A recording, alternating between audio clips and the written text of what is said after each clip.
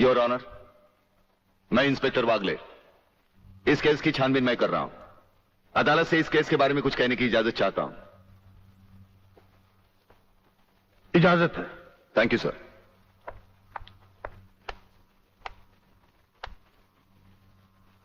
Your honour, इंसाफ के इस मंदिर में आपको न्याय करते हुए कई साल हुए होंगे और इन सालों में आपके सामने रेप और मर्डर्स के अनगिनत केसेस भी आए होंगे। क्या उन अनगिनत केसों में आपके सामने कोई ऐसा केस आया है जहां कत्ल और बलात्कार करने वाले ने जिसके ऊपर बलात्कार किया है उसे खुद अस्पताल पहुंचाया हो? ये तो अभी तक सुना नहीं कभी। सही कह रहा है ये कुछ ना गड़बड़ जरूर है। बहुत बड़ी ऑर्डर ऑर्डर। इंस्पेक्टर वागले, मुझसे सवाल करने की बजाय आप इस केस में रोशनी डालिए। वही कोशिश कर रहा हूं सर। अदालत सरकारी वकील की जिन दलीलों को मद्देनजर रखते हुए इन लड़कों की जमानत नामंजूर कर रही है, मैं उन्हीं दलीलों के बारे में कुछ कहने की इजाजत चाहूंगा। इजाजत है। सरकारी वकील का कहना यह है कि अनीता चौधरी की लाश के पास संजय चौहान का पर्स मिला। हो सकता है बेहोश राधा टंडेल को उठाते वक्त वो पर्स वहां गिर गया हो। अब इनका कहना यह है कि राधा टंडेल ने इन लड़कों के खिलाफ बयान दिया है। यह भी तो हो सकता है कि वो बयान उसे किसी के दबाव में आकर दिया हो। जिस डॉक्टर ने बलात्कार की रिपोर्ट बनाई वो भी खरीदा गया हो। आपकी इन दलीलों से अदालत अपना फैसला नहीं बदल सकती। यह फैसला आप जबरदस्ती इन पर लाद रहे हो। इंस्पेक्टर वागले, अगर मैं चाहूं तो अदालत की तौहीन के जुर्म में मैं तुम्हें अभी टर्मिनेट कर सकता हूं। कोई परवाह नहीं है मुझे इस बात की। मेरा तो विश्वास उठ गया है इस कानून से। कौन सा कानून, कैसा कानून? यह कानून तो चंद मुजरिमों की रखेल बन बैठा है। इसलिए लोग अदालत का दरवाजा खटखटाने के बजाय गुंडों की चौखट चूमते हैं। Take him out of the court. अगर जिंदगी में किसी से रिश्वत ना ली हो तो ही मुझे हाथ लगाना।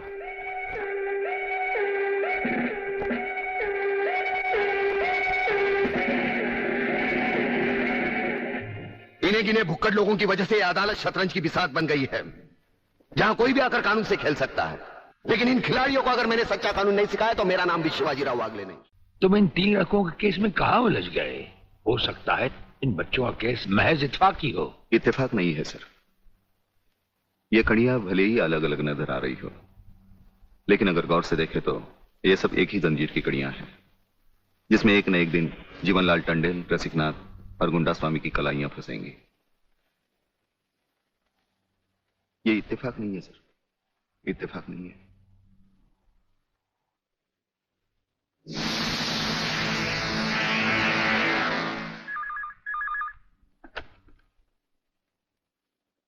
हेलो सर, मैं तुम्हारी आवाज अच्छी तरह पहचानता हूं जेलर।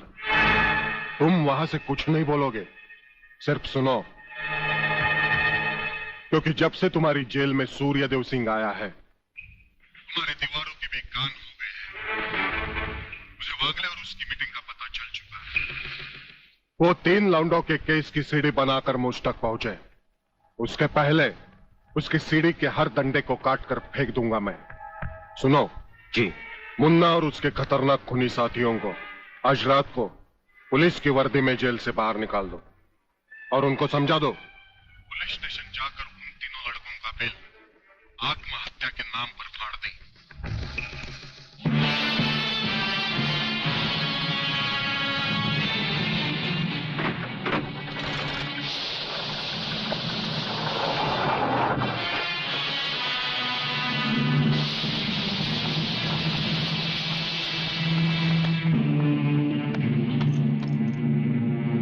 टेलीफोन का वायर काट दो, अब इसे बांध दो।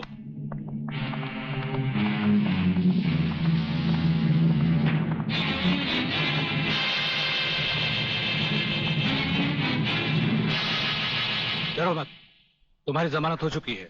हम लोग तुम्हें रिहा करने आए हैं।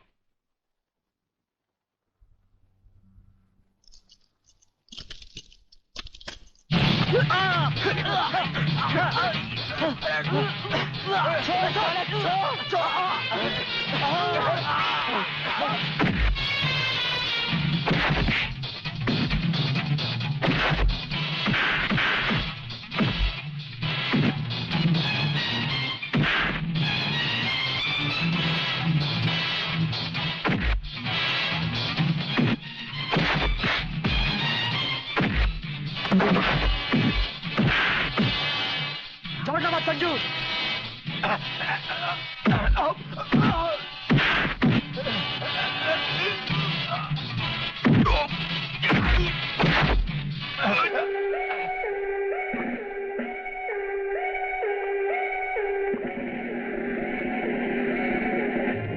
क्या बकते हो?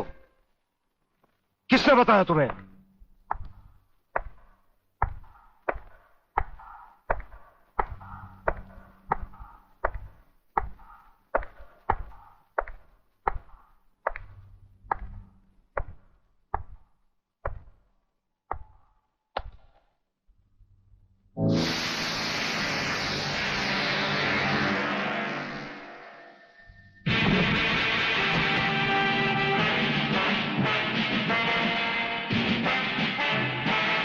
कुछ ही देर पहले तुम जेल की कोठरी में बंद थे, फिर वहां से निकले कैसे?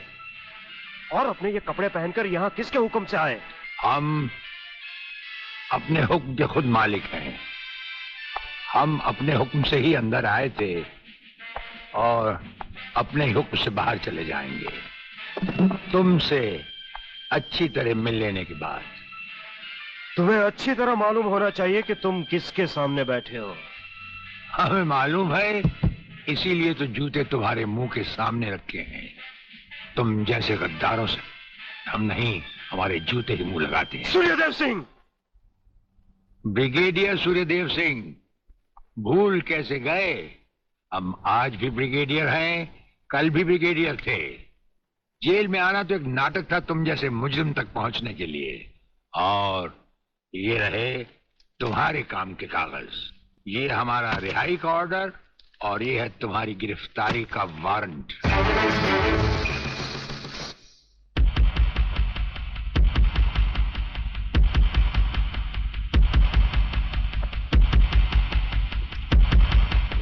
याद करो वो दिन जब तुमने ये वर्दी पहनने से पहले एक कसम खाई थी। याद करो। हम कसम खाते हैं कि हम पूरी ईमानदारी और वफादारी से देश और कानून की रक्षा करेंगे।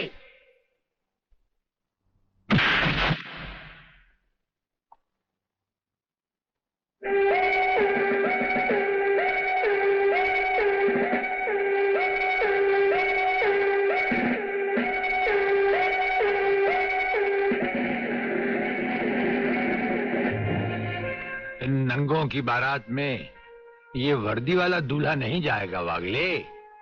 इसके भी कपड़े उतार डालो।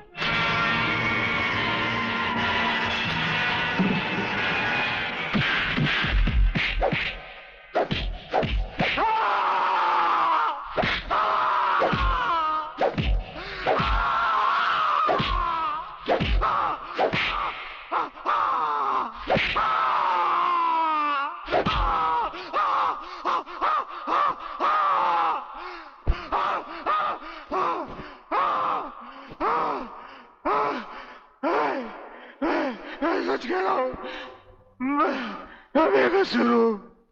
प्रलयनाथ के बारे में मैं कुछ नहीं जानता। बेहोश होने से पहले 3 बार, होश में आने के बाद 3 बार तेरा इसी तरह इलाज करता रहूंगा।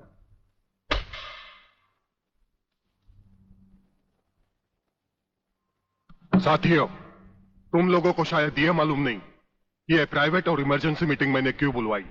इसलिए कि सूर्यदेव सिंह जेल से छूट चुका है और अब वो खतरा बनकर हम सबके सर पर मंडरा रहा है। मगर 1 साल से पहले वो छूट कैसे गया? उसका जेल जाना एक नाटक था कादर। उसने जेलर और हमारे 4 खूंखार कातिलों को गिरफ्तार करके किसी ऐसी जगह छुपा दिया है कि जिसके बारे में पुलिस डिपार्टमेंट को तो क्या, मुझे भी मालूम नहीं। जीवनलाल, मेरे 4-5 आदमियों को गिरफ्तार करके अगर वो मुझ तक पहुंचने का ख्वाब देख रहा है तो उसका ये ख्वाब मैं कभी भी पूरा नहीं होने दूंगा। अब सूर्यदेव सिंह नाम का बिल फाड़ना ही पड़ेगा। मगर अगर मगर कुछ नहीं चलेगा जीवनलाल। अब 15 अगस्त को ज्यादा दिन नहीं है। जानते हो, सूर्यदेव सिंह हमारे लिए बहुत बड़ा चैलेंज है और बड़े से बड़े चैलेंज के साथ टकराने का प्रलयनाथ को शौक है। तुम तुम्हारी मिनिस्ट्री संभालो, सूर्यदेव सिंह को आज से मैं संभालूंगा।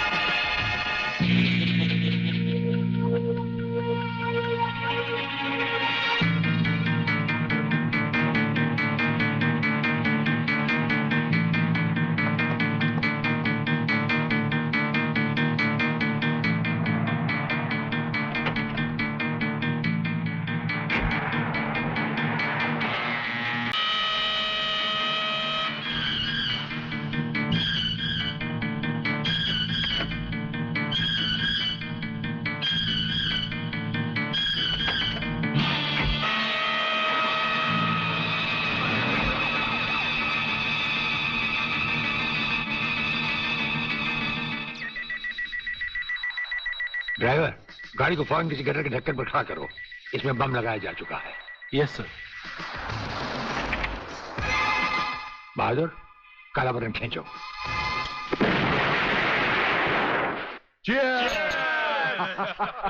पियो, हाँ जी भर कर पी लो।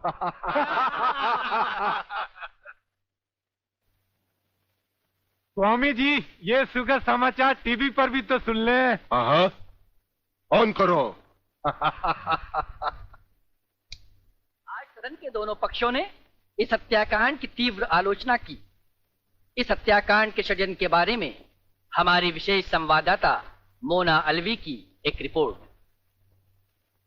आज दोपहर ब्रिगेडियर सूर्यदेव सिंह अपने विशेष दस्ते के साथ भोजन के लिए रवाना हुए।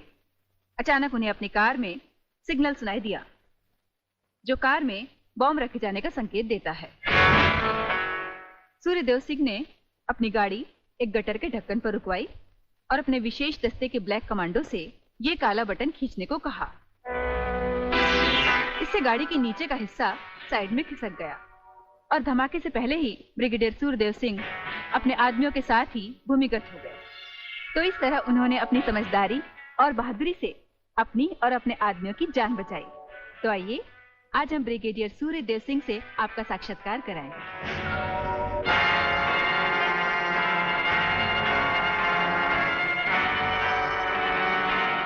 ब्रिगेडियर साहब, क्या आप हमें बताएंगे कि इस साजिश में किसका हाथ है? हाँ, हाथ होता तो कभी का काट चुके होते हम। ब्रिगेडियर साहब, आप हमारे दर्शकों को बताएंगे कि इन देशद्रोहियों ने आप पर हमला क्यों किया? जाहिर है कि हमें जीवन दान देने के लिए नहीं, हमारी जबान भी हमारी गोली की तरह दुश्मनों से सीधे बात करती है, टीवी पर नहीं।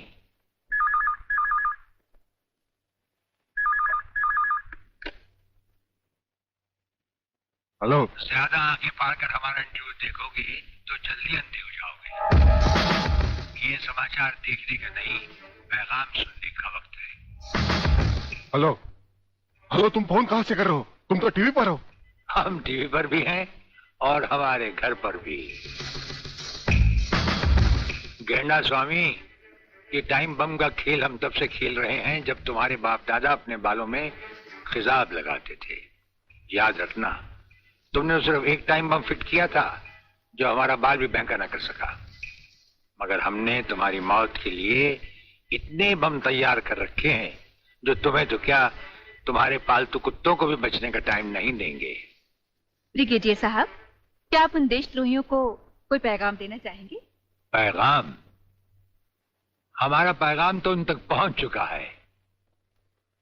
हम आपको यकीन दिलाते हैं कि हमें जिंदा देखकर वो अपनी टीवी तोड़ डालेंगे। अबे साले!